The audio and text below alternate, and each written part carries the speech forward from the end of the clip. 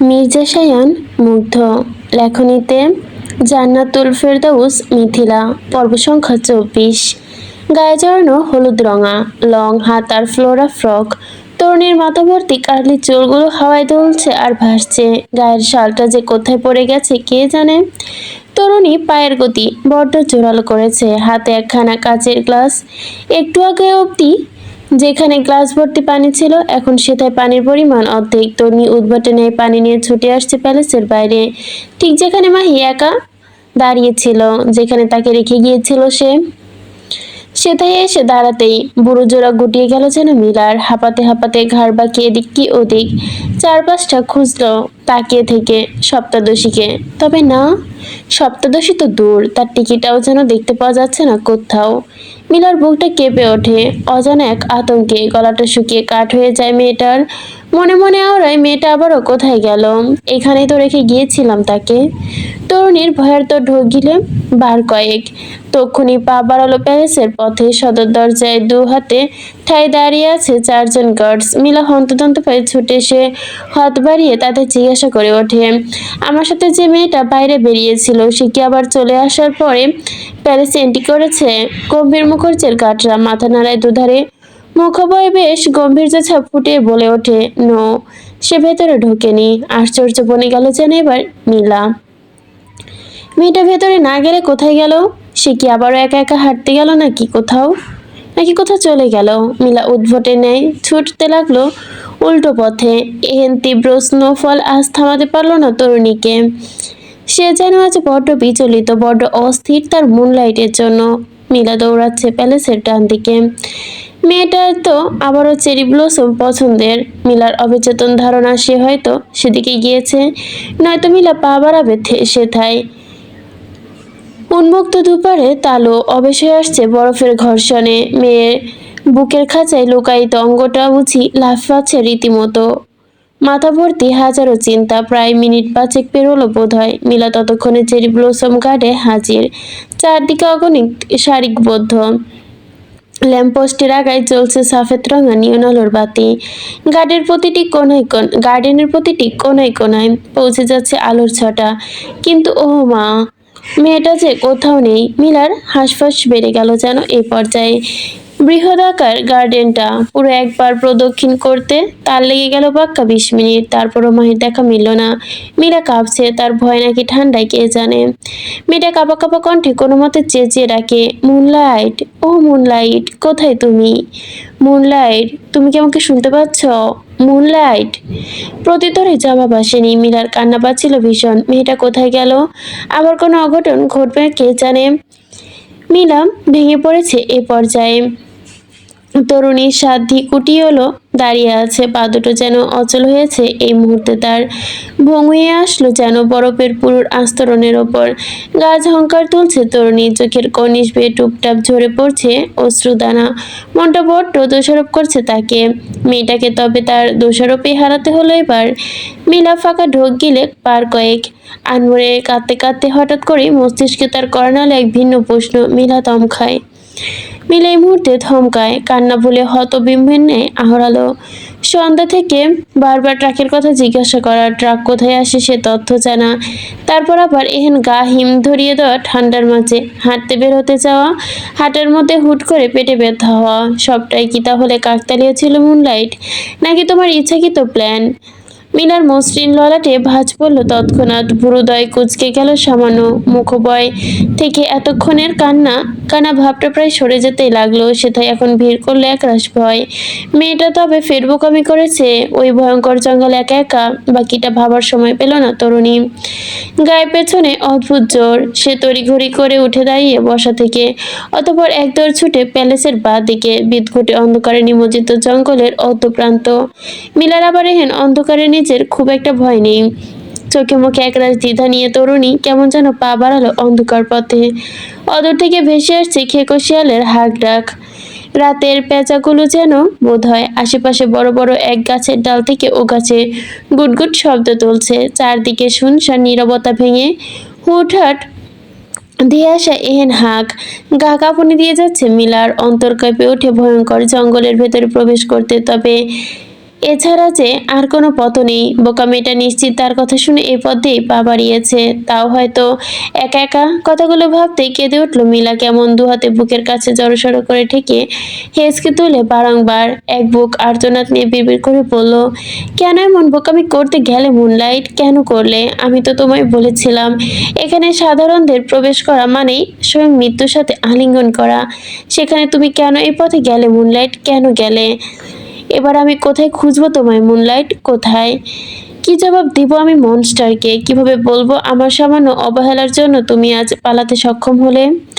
তরুণীর কান্না ভেজা চোখ দুটো অন্ধকারে দিশাহারা হচ্ছে, পা দুটো রয়ে সয়ে এগোচ্ছে সম্মুখ পানে। মনে মনে বারংবার জপে যাচ্ছে সৃষ্টিকর্তার নাম।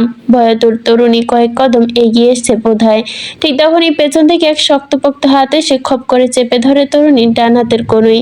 মিলা থমকায়, ভয়ার্ত কণ্ঠে চিৎকার করে দেওয়ার আগেই এক হ্যাচকাটা নেতাকে পিছনে ঘোরায় শক্তপোক্ত হাতের মালিক। মিলার চোখ দুটো কুঁচকে নিয়ে চেঁচিয়ে ওঠে এবার গলা ফাটিয়ে আতঙ্কে। এরই মধ্যে সম্মুখে দাঁড়িয়ে থাকা গম্ভীর মুখে যুবকের চোখাচোখি হলো একরাশ। সে দাঁতের দাঁত চেপে দিল এক ধমক, শ্যাট আপ গ্লু পায়া। কর্ণকুহরে পরিচিত কণ্ঠে পৌঁছাতেই রয়ে শয়ে পিটপিট করে চোখ মেলে তাকায় তরুণী। আধো আধো দৃষ্টি দেখতে পায় সম্মুখে শটান হয়ে দাঁড়িয়ে থাকা গম্ভীর মুখর্জের অ্যাডউইনকে। হাতে ঝলছে তার টর্চ লাইট। যুবকের চোখে মুখে স্পষ্ট বিরক্তির ছাপ। সে কেমন ঝাঁজ দেখিয়েই ফের বলল, what the hell are you going? হুটহাট মরার মতো শখ জাগলো কেন তোমার? ফকা ঢোক গিলে নিল মিলা, কণ্ঠনালীর নিচে কান্না বেরোনোর জোগাড়। মেয়েটি কেমন ফোপাতে ফোপাতে আওড়ালো, অ্যাডউইন, আমার মুনলাইট। ভরকায় অ্যাডউইন, কপালে দ্বিরুক্তির ভাঁজ টেনে শক্ত কণ্ঠে শুধায়, কে মুনলাইট? মুনা কাঁদছে অনবরত, ঠোঁট চেপে ধরে কান্না আটকানোর সে কি ব্যর্থ প্রয়াস তরুণীর। অ্যাডউইনের তীক্ষ্ণ দৃষ্টি বারংবার নেয় আজও নিখাতভাবে পরখ করছে মেয়েটাকে। তবে অবিচেতন মনটা এক অধাকায় বেহালা প্রস্তাব ছুটে দিয়েছে তার নিকট। বারবার তাকে উত্ত্যক্ত করছে যেন সে একটু এগিয়ে এসে মেয়েটার পাশে ঢাল হয়ে দাঁড়ায়। নিচের হাতে তরুণীর মসৃণ কপালে বেয়ে ঝরে পড়া অশ্রুকণা মুছে দেয়। কিন্তু গভীর স্বভাবের কঠোর এডুইন নিজের মনের কোণে উপস্থাপিত হওয়া এহেন প্রস্তাবে ধার ধারল না মোটেও। উল্টো চোখে মুখে কপট রাগ ভাব এনে গমগমিয়ে গলায় পড়ল, মুখে জিভ নেই? কথা বলছো না কেন? বলো। কান্নারত মিলা বারংবার হেঁচকি তুলছে কেমন। অ্যাডউইনের সাধারণ কথা বড্ড ধমকে সুরে শোনায় যেন তার নিকট। মেয়েটা কেঁপে কেঁপে ওঠে কান্নার তোড়ে। এডউইনের মেজাজটা চটে গেল এবার। মেয়েটার নীরবতা বড্ড বিষাক্ত ঠেকলো তার কাছে। তার কেন কেন জানি মনে হলো এডউইন এক্ষুনি হাতের জোরে বসাবে তাকে। চেপে রাখা মিলা ডান হাতের কনুইটা ধরে টানতে টানতে মেয়েটাকে নিয়ে পা বাড়ালো প্যালেসের দিকে। ওইদিকে মিলা না চাইতেও হাঁটছে। অ্যাডউইনের জোরালো পায়ের গতি সঙ্গে পা মেলাতে গিয়ে বড় হিমশিম খাচ্ছে বেচারি। কোনো মতে নাক টেনে টেনে বলে উঠল, মাহিম, আমার মুনলাইট। ও পালিয়ে গেছে অ্যাডউইন। তৎক্ষণাৎ থমকালো অ্যাডউইনের পদযুগল। ব্যস্ত হলো সেও। কানের পাশে কাটিয়ে মাত্রই যেন ভোগ করে তুলে বলতা উড়ে গেল। থমকানো যুবক ঘাড় বাঁকিয়ে তাকালো এবার পেছনে। মিলার মুখপানে একদম চোখাচোখি। হতভঙ্গ দৃষ্টি নিয়ে দৃঢ় চোয়াল নাড়িয়ে ধীরিম স্বরে বলল, কি? মিলা এবারও ঢোক গিলে সামান্য। ঠোঁটে ঠোঁট চেপে ওর নিচের ঠোঁট মাথা নাড়িয়ে জানালো, সত্যি অ্যাডউইন। অ্যাডউইনে তখন কি হলো কে জানে। গম্ভীর দৃঢ় যুবক চোয়াল শক্ত করে যেন ফুটে উঠল পরক্ষণে। চোখ দুটো লেপটে গেল যেন অদৃশ্য আগুনে। নিজ হিতাহিত জ্ঞান শূন্য হয়ে যুবক আচমকা চেপে ধরে মিলার কণ্ঠা। মিলা হক জগায়। নিঃশ্বাস ফেলার জোগাড় নেই যেন এই মুহূর্তে তার। অ্যাডউইন কেমন কটমট দৃষ্টিতে তাকিয়ে থেকে বলল, চির ভিড়িয়ে কিভাবে পালালো?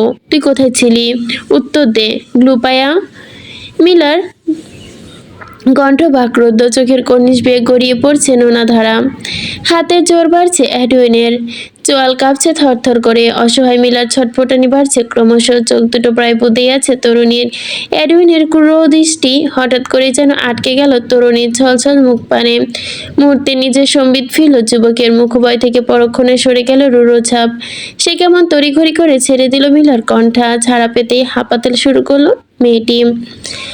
দুহাতে বুক চেপে ধরে বড় বড় নিঃশ্বাস ফেলছে তরুণী। এডুইন নিচের ওপর পড়া রাগ সংবরণের ব্যস্ত, চোখ দুটো খানিকক্ষণ বুজে রেখে ঠোঁট গোল করে নিঃশ্বাস ফেলে তক্ষুনি ছুটল প্যালেসের দিকে। হাঁক ছেড়ে রাখলো, গার্ডস। মনস্টারের ডান হাত বলে কথা, ক্ষমতা থোড়াই অভাব আছে নাকি তার? যুবকের এহেন ডাকে এক ঝাঁক গার্ড এসে হাজির। এডেন শক্ত মুখে এগোয় তাদের দিকে। অতঃপর বলা নেই কওয়া নেই, আচমকা সামনে দাঁড়িয়ে থাকা এক গার্ডের ঘাড় চেপে ধরে এক হাতে তাতে দাঁত চেপে কণ্ঠে হুঙ্কার ছুড়ে বলে, ইউ ব্লাডি বাস্টার্স! প্যালেস জুড়ে এত এত গার্ডস থাকা সত্ত্বেও ওইটুকুনি পুচকে একটা মেয়ে পালায় কি করে? উত্তর দে, স্কাউন্ডেল! ভর তো ঢুকিল সবাই, তারা তো নিজ দায়িত্বে যথেষ্ট তৎপর। সে তো মনস্টারের হুকুম ছিল মেয়েটার দিকে ভুলক্রমে যেন কারো চোখ না পড়ে, সেজন্যই তো তারা অমন চোখে নামিয়ে রেখেছিল। তারা থোড়াই জানতো মেয়েটা পালাবে। এডুইনের রাগ বাড়ছে তরতর করে। সম্মুখে গার্ডের ঘাড়ের ওপর হাত চেপে রেখে বেচারা ছুঁড়ে ফেললো বরফের কোণে। অতঃপর কঠিন গলায় হুঙ্কার ছুড়ে, guards, as soon as possible might forest! তল্লাশি দে, ফরেস্টের প্রতিটা আনাচে কানাচে খুঁজে দেখ মেয়েটা কোথায় আছে।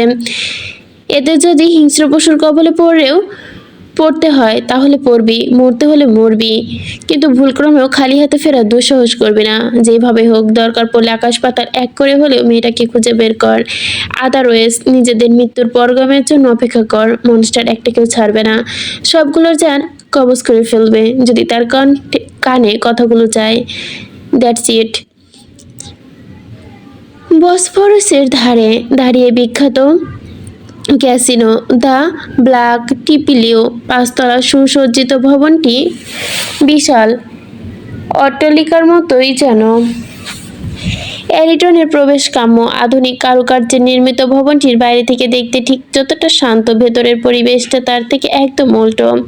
চকচকে রং বেরঙের পাথরের ওপর কারুকাজ খচিত, প্রতিটা দেওয়ালের নিচতলা সম্পূর্ণটা জুড়ে পোকার গেম এবং রুলেটের আসর।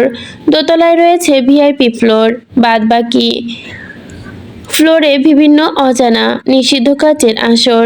স্প্লুমের এই ক্যাসিনো সাধারণত টাকা ক্লিন করার অন্যতম বুথ হিসেবে কাজ করা হয়। বেশিরভাগ ক্ষেত্রে ভিন্ন বড় বড় গ্যাংস্টার কিংবা মাফিয়াদের কালো টাকা এখান থেকে ক্লিন করে বাইরে বের হয়। ব্ল্যাক টিপিউলে একদম টপ ফ্লোরে ব্যাংক রুম রয়েছে, সেটা অসংখ্য বড় বড় লকার, টাকার স্তূপে আচ্ছাদিত সব। সকলের প্রথম কিরণ এসে গলিয়ে ঢুকতে যেন ব্ল্যাক টিবিউলের ভিআইপি স্যুটে মখমলের বিছানায় উদম গায়ে দমদমিয়ে ভঙ্গিতে শুয়ে আছে শুনশান হিমালয় নাহিন ক্যাসিনোর চেয়ারম্যান আদো বুড়ো মহাশয়ের। দুপাশে দুজন বিদেশিনী, একই চাদর নিচে আচ্ছাদিত প্রত্যেকটি নগ্ন দেহ। নিষিদ্ধ কাজে বোধ হয়ে আছে তারা। প্রহর কেটেছে বহু, তিনটে দেহ কেমন কাঁপছে একে একে অপরকে জড়িয়ে। আধবুড়ো মহাশয় দুই তরুণীর মাঝে বসে খিলখিল করছে কেমন, নিজস্ব ভাষা কী সব বলছে কে জানে। তরুণীরা মুচকি মুচকি হাসছে আর তার কথায়। চারপাশের পরিবেশ বড্ড শান্ত। তবে কিছুক্ষণ পার হতে না হতেই ঘটল আরেক কাণ্ড। আকাশের বুক চিরে নামছে কিছু, ভাবছে খুব কাছ থেকে বোধহয় উড়ে যাচ্ছে তা। হিমক কেমন হকচকালো হিমাশয়। হিসাম কেমন হকচকিয়ে ওঠে এক বিকট গর্জন ধ্বনিতে। বেচারা কোমরে একখানা তোয়ালে পেঁচিয়ে তড়িঘড়ি করে উঠে এলেন বিছানা থেকে। গটগটি এগিয়ে এলেন জানালার থাই সরিয়ে সামনে উঁকি দিতেই ভাবলেন সম্মুখে সারিবদ্ধ দাঁড়িয়ে থাকা বেশ কিছু ব্ল্যাক মার্সিডিজ গাড়ি থেকে একে একে অজস্র লোক বেরিয়ে আসছে, তার ক্যাসিনোতে ঢুকছে। হিমাশ এক মুহূর্ত স্থির দৃষ্টিতে তাকিয়ে সে থায় কপালে ফেললেন গোটা কয়েক দৃষ্টিচিন্ত ভাঁজ। গাড়ি ভর্তি এত লোকজন তার ক্যাসিনোতে ঢুকছে কেন? তাদের কি কাছে এখানে? আর ভবনের ওপরে দিকে ওইভাবে হাঁক তুলে কার জেটি উঠছে। চিন্তায় যেন হাঁসফাঁস লেগে গেল হিসামের। শরীর ঘুরে পেছনে ফিরতেই পর্যবেক্ষণ করলো বিছানায় অপেক্ষারত দুই তরুণী, তার পানে চেয়ে আবেদনময়ী হাসছে। চিন্তায় জর্জরিত হিসাম বিন্দুমাত্র উদ্বেগ দেখালো না কেন জানি। নিজের ঠোঁট কামড়ে কিছু একটা ভাবছে। আর অমনি ল্যান্ডলাইনের ফোনে কেমন কর্কশ শব্দে বেঁচে উঠল। হিমাস তড়িঘড়ি করে এগিয়ে এসে সেখান থেকে ফোন তুলে কানে ঠেকাতেই যে না কিছু বলবে অমনি ফোনের ওপাশ থেকে রিসেপশনিস্ট তরুণী কেমন ভয়ে ভয়ে আমতা আমতা সুরে বলে, sir, someone is looking for you. লড়াটে ভাঁজ পড়ল। হিসামের মুখটা হলো গম্ভীর। আধবুড়ো মহাশয় গলা স্বর কর্কশ ভাব লেপটেনে বলে, হু ইজ দিস? ওপাশ থেকে তৎক্ষণি তরুণীর প্রত্যুত্তর আসেনি তেমন। শোনা যাচ্ছে তরুণীর ঘন ঘন নিঃশ্বাস ফেলার শব্দ। প্রায় মিনিট খানেক পেরোনোর পর তরুণী কেমন হাঁসফাঁস করে শুধালো, the guards attacks his as a shadow monster. কান দুটো যেন ঝাঁঝা করে উঠল হিমাশয়ের, গা দুলিয়ে উঠল, জাগিয়ে উঠল তৎক্ষণাৎ কাপা কাপা হাতের ফাঁক গলিয়ে। অজান্তেই পড়ে গেল যেন ফোনখানা। সেথায় টু টু করে শব্দ হলো, কেটে গেল কল। হতভম্ব হিমাশয় আনমনে বিড়বিড় করলো, মনস্টার, কিন্তু কেন? এদিকে ফোন কেটে গিয়েই ল্যান্ডলাইনে তরুণী ভয়ে জড়সড় দুহাত কানের কাছে চেপে তুলে ধরে কেমন যেন মেয়েটার সারা গা বরাবর তরতর করে কাঁপছে বন্দুকের লোহনল দ্বারা। চারদিকে দাঁড়িয়ে আছে বেশ কয়েকজন কালো পোশাকধারী গার্ডস। কেউ কেউ আশেপাশে গেম সেকশনে বসে থাকা লোকজনের মাথা বরাবর রাইফেল তাক করে রেখেছে, তো আবার কেউ কেউ দাঁড়িয়ে থাকা মানুষদের দিকে। কেউ রিসিপশনিস্টের সম্মুখে। ক্যাসিনোর সুউজ্জ্বল সম্মুখ দুয়ারের ধারে শটান হয়ে দাঁড়িয়ে আছে মনস্টার। গায়ে বিশাল কালো কোট, মাথায় ফ্লোয়েডোরা টুপি, আজও মুখখানা তার ঢেকে রাখা কালো রাঙা ফুল মাস্কে। যুবকের ডান হাতে স্পষ্ট চক্ষু চড়ক গাছ হবে যেন দেখলেই। তার সিগনেচার মনস্টার স্ট্যাচু করা সেই ব্রেসলেট। যুবক নিজের দাম্ভিকতা ধরে রেখেছে। ভেতরে পা রাখতে একজন গার্ড তখন ছুটে এসে নত মুখে দাঁড়ালো মনস্টারের কাছ থেকে বেশ কিছুটা দূরত্ব বজায় রেখে গলা সারে ব্যাপক অনুগত্য ঢেলে আওড়ালো, মনস্টার। চেয়ারম্যান পেছনে রাস্তা দিয়ে পালিয়েছে। পিয়াংশিং করা বাদামি ঠোঁট জোড়া পিষে হাসলো বোধহয় যুবক। তবে যুবকের মুখখানা তার মাস্কের আড়ালে লুকিয়ে থাকায় সে হাসি চক্ষু গোচর হয়নি তার। যুবক কেমন রয়েছে ঘাড় ঘোরালো এদিক থেকে ওদিক, কটমট শব্দে ঘাড়ের রগগুলো ফোটালো। এই পর্যায়ে গমগমিয়ে গলায় আওয়াজ তুলল, নাইস। এহেন কণ্ঠের উত্তরে তটস্থ হলো গার্ডরা, কেননা তারা তো জানে মনস্টারের এহেন ঠান্ডা উত্তর কোনো না কোনো ঝড়ের আসনি সংকেত হিসেবে কাজ করে। মুগ্ধতার বলিষ্ঠ পুরুষত্ব হাত তৎক্ষণাৎ পা ঘোরালো যেন পেছনে, ধূপধাপ জোরালো পা ফেলে পায়ের গতিতে ধুলো উড়িয়ে বাইরে বেরোতেই বাদবাকি গার্ডসরা কেমন লেজ গুটিয়ে চলে আসে তার বাইরে। অদূরে দাঁড় করিয়ে রাখা রেঞ্জ রভার ব্যান্ডের কার মুগ্ধ সেদিকে পা বাড়িয়েও হঠাৎ থেমে গেল মাঝপথে। কিছুক্ষণ চুপচাপ দাঁড়িয়ে থেকে আচমকা গার্ডসকে উদ্দেশ্য করে আদেশ ছুড়ে, I want a bike. 2 minute দিলাম, যেখান থেকে পারিস নিয়ে এসে দে, আদারওয়াইজ। বাকিটা বলতে হয়নি যুবকের। তার আগে আদেশ পেয়ে তড়িঘড়ি করে এদিক ওদিক খুঁজতে লাগলো গার্ডস। কয়েক কদম এগোতেই চৌরাস্তা। সবাইকে দিয়ে রাইফেল উঁচিয়ে পথ আটকিয়ে দাঁড় করালো কেমন। অমনি পথের মাঝে হুট করে রাইফেলধারীদের দাঁড়িয়ে থাকতে দেখে পথচারী থেকে শুরু করে জনমানব যানবাহনের মালিক অবধি হকচকিয়ে বেশ হুটহাট গাড়ির ব্রেক কষলো। কোনো না কোনো গাড়িতে ব্রেক কষতে গিয়ে উল্টে পড়েছে রাস্তার এপাশ থেকে ওই পাশ। এই মুহূর্তে সম্পূর্ণ রাস্তায় জ্যাম লেগে একাকার অবস্থা হয়ে গেছে।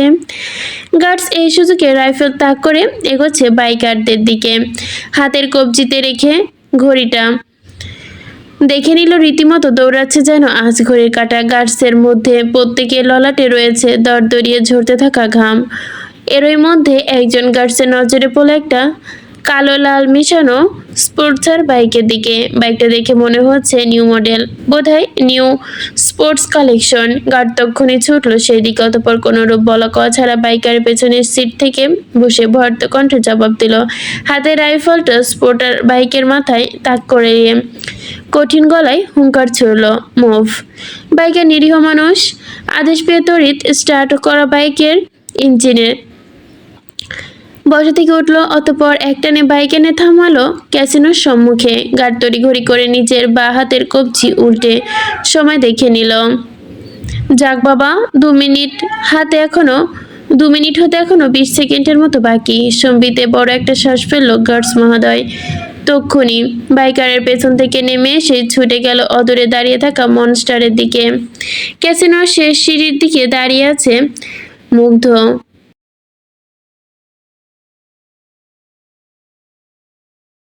দুহাতে কোকের প্যাকেট গুজে রাখা। মুগ্ধ আড়াল করা মুখটি ছাত্রায়। গার্ড মহোদয় মাথা নুইয়ে মনস্টারের সম্মুখে অত্যন্ত বিনয়ের সাথে ডান হাতে তর্জনী আঙ্গুল উঁচিয়ে তাক করে দিলেন। বোঝালেন তিনি বাইক এনেছে। মুগ্ধ খুশি হলো কিনা কে জানে, দাম্ভিক পুরুষ গুনে গুনে পা ফেলে এগিয়ে গেল বাইকের দিকে। বাইকার বেচারা ভয় তখনও মাথা থেকে হেলমেট খুলে বাইকের ওপর রেখে নেমে দাঁড়ালো আলগোছে। জড়সড় ভাবে 2 কদম পিছিয়ে গিয়ে দাঁড়ালো। কোত্থেকে যেন 1-2 জন গার্ড এসে বেচারার ঘাড় চেপে ধরে মাথাটা নুয়ে ফেললো আচমকা। কানের কাছে ফিসফিসিয়ে বলল, don't you dare to point your as in him. Biker শুনলো, অসহায় মুখে চুপিচাপ দাঁড়িয়ে রইল সে। কি যেন আজ কি হচ্ছে তার সাথে কে জানে। ওইদিকে মুগ্ধ খানিকক্ষণ বাইকটা দেখলো, পরখ করলো। আচমকা গা থেকে ওভারকোটটা একটানে খুলে ফেলে ছুঁড়ে ফেললো অদূরে দাঁড়িয়ে থাকা গার্ডের মুখপানে। মুহূর্তে দৃষ্টিগোচর হলো যুবকের বলিষ্ঠ দেহখানা।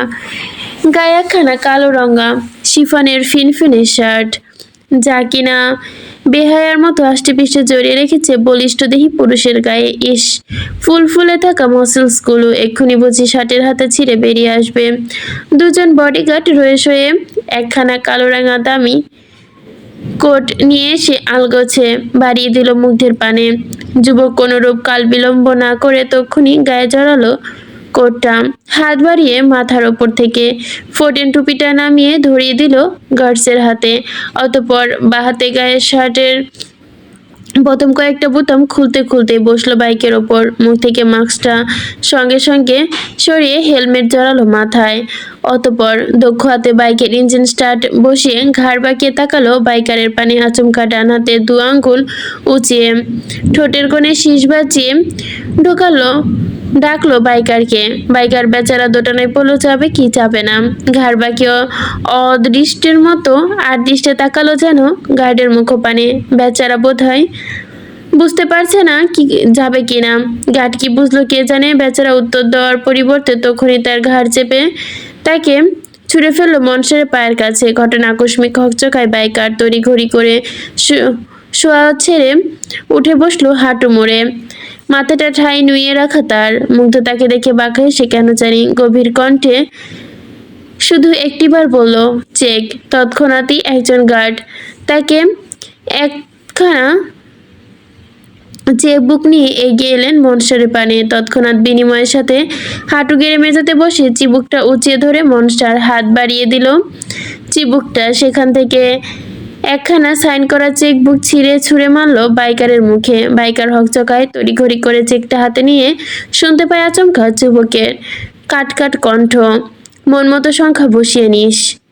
চোখে উঠেছে কপালে বেচারা, দৃষ্টি ঠাই চেকের দিকে।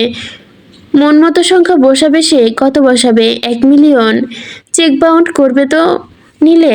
যুবকের মনে তখনও একরাশ প্রশ্নের দিকে। ইঞ্জিন স্টার্ট করছে ফের। বাইকার খানিকটা হকচকিয়ে দক্ষতা দেখিয়েই জানালো, স্যার, এটা স্পষ্ট এখানে হচ্ছে বানানটা ভুল আছে, এখানে হয়তো বা হচ্ছে স্পোর্টস বাইক হতো। স্যার, এটা স্পোর্টস বাইক। এর গতিবেগ সাধারণ বাইকের তুলনায় 3 গুণ বেশি, তাই একটু সাবধানে চালাতে হবে। আলগোছে ঘাড় পাকা করে মুগ্ধ। হেলমেটের আড়ালে সুদর্শন যুবকের ঠোঁট পিষে হাসলো যেন বোধহয়। একটানে রাস্তায় ধুলো উড়িয়ে বাইকটা ঘুরিয়ে এনে বলতে লাগলো, তুই যে কলেজের নতুন ছাত্র, আমি অলরেডি ওই কলেজের প্রফেসর হয়ে বসে আছি কিডো। যুবকের টনক নড়ল যেন এই মুহূর্তে। কথাটুকু বলেই যুবকের টান বসিয়ে বাইকে, তাও আবার ফুল স্পিডে। পেছন থেকে হতবিম্বিনায় দাঁড়িয়ে থাকা বাইকার মুখটা কেমন যেন হা হয়ে গেল তার এই মুহূর্তে। এত স্পিডে, তাও আবার এমন একটা ব্যস্ত রাস্তায়, কিভাবে সম্ভব? হলো যা হওয়ার তা হয়ে গেছে, এখন কি করবে বুঝতে পারছে না। মিলা চিন্তায় চিন্তায় মেয়েটার অবস্থা খারাপ। অপরদিকে hello hello hello, this is from control room. Hello. রাস্তায় চেকপোস্টে দাঁড়িয়ে আছে ট্রাফিক পুলিশ। ওইদিকে গাড়ির ভেতরে একাধারে ওয়াকিটকি বাজছে তার, অথচ সেদিকে খেয়াল নেই আদৌ। অফিসার ব্যস্ত যাত্রীদের চলাচল কাটাতে। ওইদিকে গাড়ির পাশ কাটিয়ে কনস্টেবল মহাশয় যাচ্ছিল, বুঝি অমনি শুনতে পেলেন অকিটকি শব্দ। তড়িঘড়ি হাত বাড়িয়ে ওয়াকিটকিটা নিয়ে এলেন, অফিসারের কাছে ছুটলেন তিনি। ব্যস্ত কণ্ঠে জানান দিলেন, স্যার এক্ষুনি দেখুন, কন্ট্রোল রুম থেকে কল এসেছে। তরাক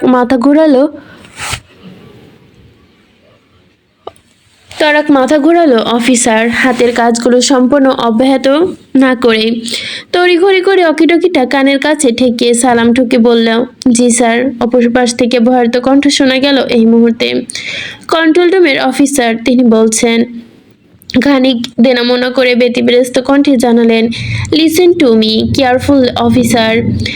আর কয়েক মিনিটের মধ্যে আপনার চেকপোস্টে ঝড়ের বেগে ছুটে যাবে একটা sports biker. If you want live so don't you dare to stop him. ভরকায় অফিসার, খানিকক্ষণ হতভম্বের ন্যায় অকিটকির পানে চেয়ে থেকে প্রশ্ন ছুড়ে দেয় আচমকায়। নজর গিয়ে আটকে রাস্তার শেষ প্রান্তের চারপাশে ধুলোর আস্তরণ উড়িয়ে ছুটে আসছে এক বাইকার। চোখের পলকের সামনে দিয়ে চলে গেল তা। অফিসার হা করে কেমন চেয়ে রইল। পাশ থেকে কনস্টেবল মহাশয় চেঁচিয়ে বলল, স্যার কত স্পিডে বাইক চালাচ্ছে দেখেন, একে আটকানো উচিত। অফিসার হতভম্ব, কাটাতে গিয়েও যেন কাটাতে পারলেন না। সে কেমন হকচকিয়ে গেল, অকিটকি উঁচিয়ে বলল, বাট এমন একটা ব্যস্ত রাস্তা দিয়ে এমন ঝড়ের বেগে বাইক চালিয়ে ছুটলে কিভাবে চলবে স্যার? ওপাশ থেকে তৎক্ষণাৎ ভেসে এলো ঝাঁচানো কণ্ঠ, কে আবার? তোর আর আমার বাপ, শ্যাডো মনস্টার। Central Petersburg. রাত এখনো চলমান, আকাশে গুডুম গুডুম শব্দ হচ্ছে বেশ। বারে বারে দিচ্ছে বিদ্যুতের ঝলকানি। চারদিকে বিদ্যুৎ অন্ধকার ক্রমশ গাঢ় হচ্ছে। অদূর থেকে ধেয়ে আসছে জন্তুদের আর্তনাদ। ভারী হয়ে উঠছে পরিবেশ। দুর্বল মাহির হতবাক চোখে তাকিয়ে আছে সম্মুখে। মস্তিষ্ক বড্ড ফাঁকা লাগছে তার। চোখ দুটো কেমন আশ্চর্যিত ভাবেই তাকিয়ে আছে সম্মুখে। দুহাঁটু গেড়ে বসে আছে যুবক। ছলছল দুটো চোখ তার একমাত্র মাহিতেই নিবদ্ধ। যেন তার চিৎকার দিয়ে জানাতে ইচ্ছে করছে অনেক কিছু, তবে অদক্ষ মাহি পড়েছে এক মহা ফাসাদে। সে যে বুঝতে পারেনি চোখের ভাষা। অবাধের ন্যায় অবাক কণ্ঠে ফুরে অস্পষ্টভাবে শুধু বলল, আপনি আপনি সিদ্ধার্থ নাও? ভেজা চোখে হাসল যুবক। দৃষ্টি ঠাই বজায় রেখে ক্ষুব্ধভাবে উত্তর দিয়ে বলল, হুম।